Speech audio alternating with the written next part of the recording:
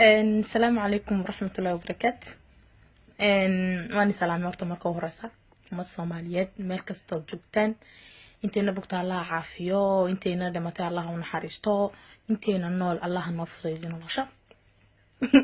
maanta sheeko waxaan iga sheekeynayaa aad iyo aad u qosol badan. sheekadani waxay ka dhacday miyiga ka dhacday. horta ustaad oo ogsoontiinba miyiga berigii hore markay gabadh iyo inaan hasaawayaan waxa la dhexdhigi jiray nuna yar bala dhexdhigi jiro si maartaan fusuq ugu dhicin amba dambi ay waxayndeen. marka waxay ka dhacday sheekadani miyiga waqooyinka ka dhacday Soomaaliya. marka gabadh iyo inaan Soomaaliyeed bahayd evidamo marka gabadh waxay ahayd gabdhaheena waxay u badan yihiin iska xishood badan ma garan. gabadhii way xaajootay dhuusa qabatay dhuusadii way ka siibatay habeenaha kamida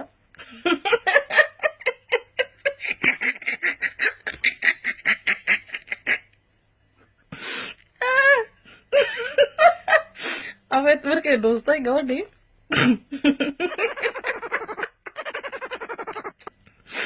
shakada dhiwaday gabadhii dhuustay inankii uu fahmay inay dhuustay gabadhii laakiin uu doonay inuu ka naxiyade xariifada saaxiibada intaan kuma joogin nuuni yaraayo hurda oo warba u haynba sheekadan iyo dhuusideedaba unba darbaax la dhacday.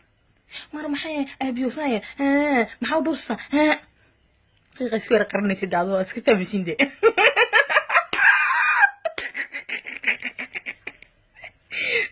saaxiibkay u fahmeeyay inay dhuusada iyadu ay dhuustay ay doonaysa in dhuusadii qarisade hadda tolbuxu waxaan doono يا يعني لا تعجب يا والله وانا خطر ما نكاس وحو يريد انتو كان حيو ورنعاي قبل ما كان حبيروس كده ده هبينada kamida un boo isagna de ka dhacday xabad uusan ya saaxiibkay halkay kammeysade oo qabtoono inanka yaraan buu isagna rabaxla dhacan hay kan kale waraa maxaa dhusta isku qariin waraa aan bay ka tir inanka rado walaalkeed baade ويردم قتدي وراها بكتر محا هنا كرو درباحيزا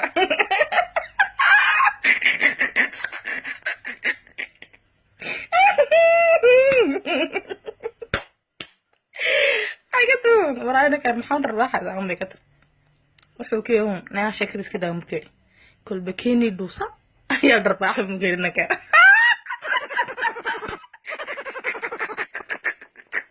السلام عليكم.